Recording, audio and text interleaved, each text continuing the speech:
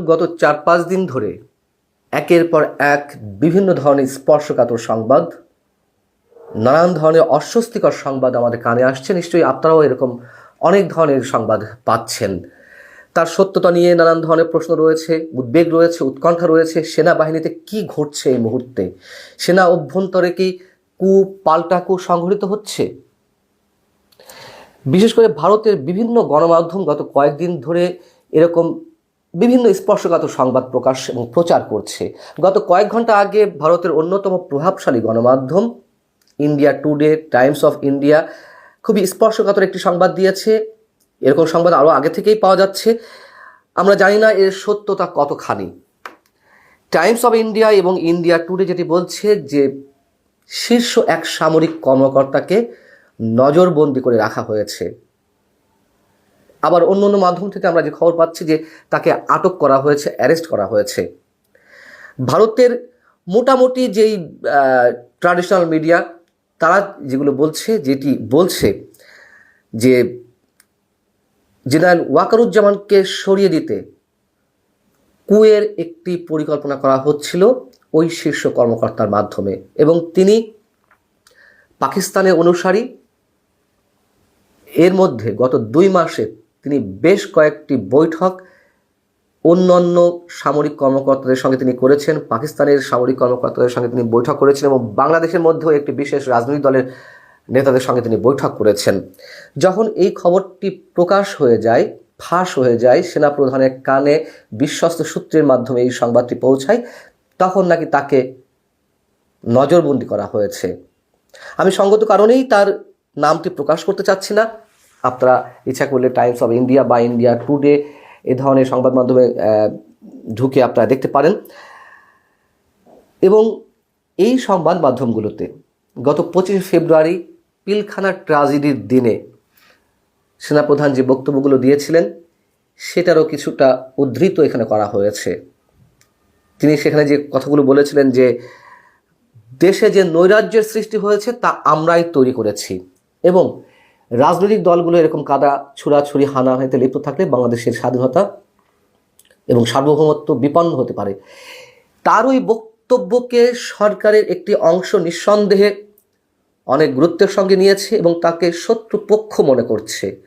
সেনাপ্রধান অন্য কারো পার্সপেক্টিভ সার্ভ করছেন কিনা এমন প্রশ্ন তাদের মধ্যে দেখা দিয়েছে, এবং সরকারের একাধিক উপদেষ্টা, মাহফুজ আলম, স্থানীয় সরকার বিষয়ক উপদেষ্টা আসিফ মাহমুদ, তারা সরাসরি সেনাবাহিনীকে ইঙ্গিত করে নানান ধরনের মন্তব্য করছেন, যেগুলো কোনো অবস্থাতেই সমীচীন নয়। বারবার আমি একটি কথা বলছি, মন্ত্রিত্বের চেয়ারে থেকে এ ধরনের প্রকাশ্য মন্তব্য করা কোনোভাবেই ঠিক নয়।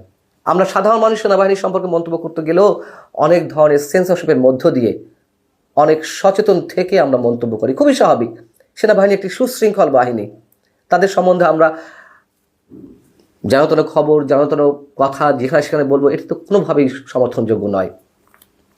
এবং সেনাপ্রধান যখন গত কয়েকদিন আগে 3 দিনের সফরে সেন্ট্রাল আফ্রিকান রিপাবলিকে 3 দিনের সফরে গেলেন, ভারতের বিভিন্ন নন ট্র্যাডিশনাল মিডিয়া, বিভিন্ন ইউটিউব চ্যানেলে নানান ধরনের খবর বেরোচ্ছিল। তার সংবাদগুলো উত্তেজনাকর।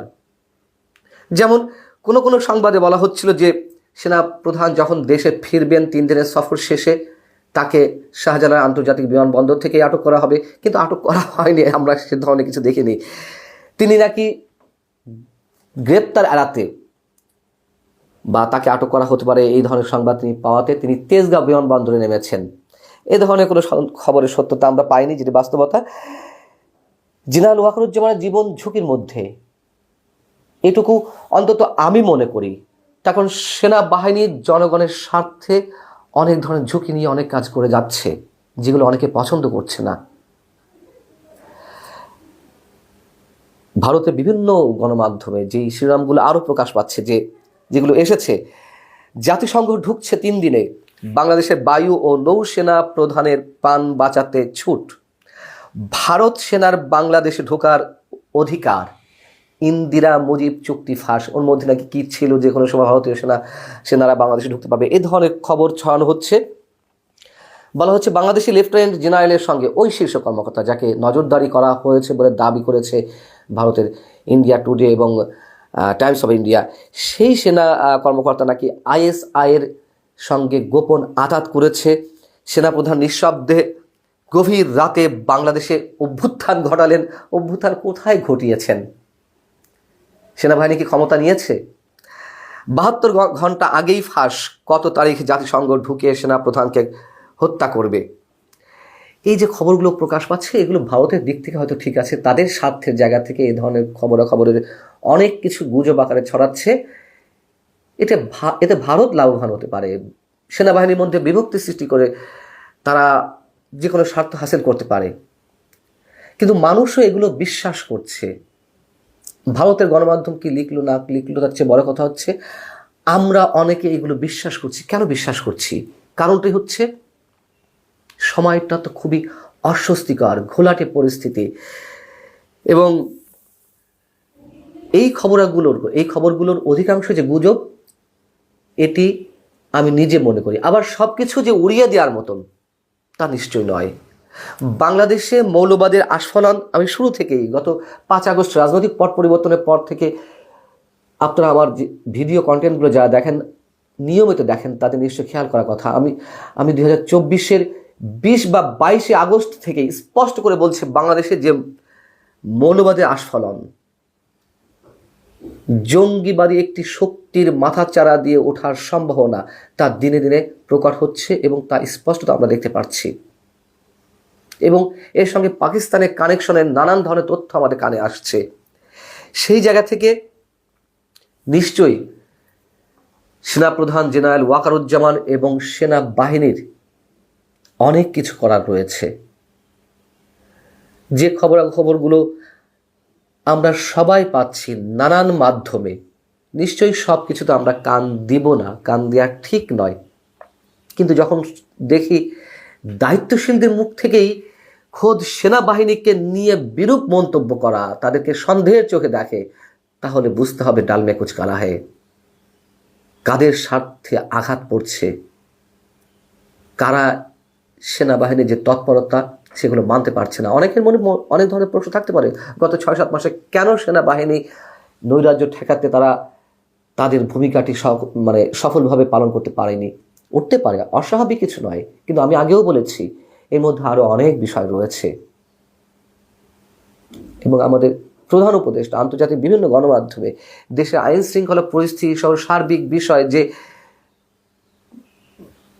ভাঙা কল রেকর্ড কি একটা কথা আছে না, যে গান বাজিয়েই চলেছেন, এককভাবে আগের সরকারের উপরে সব ধরনের দোষ চাপিয়ে দেওয়ার একটা চেষ্টা, নিজে পরিত্রাণের এক ধরনের উপায় বের করার চেষ্টা, এগুলো মানুষের কাছে গ্রহণযোগ্য হচ্ছে না। বিশেষ করে এই বাংলাদেশকে নিয়ে পাকিস্তান সহ আন্তর্জাতিক বিভিন্ন স্বার্থান্বেষী গোষ্ঠীর মধ্যে যুক্তরাষ্ট্রও থাকতে পারে, যুক্তরাষ্ট্রের যারা ডিপ স্টেট নিয়ে খেলা করে, তাদের একটি ভয়ঙ্কর খেলা রয়েছে, একথা নিঃসন্দেহে বলতে পারি। তবে কাকে নজরদারিতে রাখা হয়েছে, কাকে আটক করা হয়েছে, আমরা এগুলো বিশ্বাস করতে না চাইলেও এটুকু নিঃসন্দেহে বলা যেতে পারে অনেক কিছুই ঘটছে অনেক ক্ষেত্রে। আল্লাহ হাফিজ, ভালো থাকুন সবাই।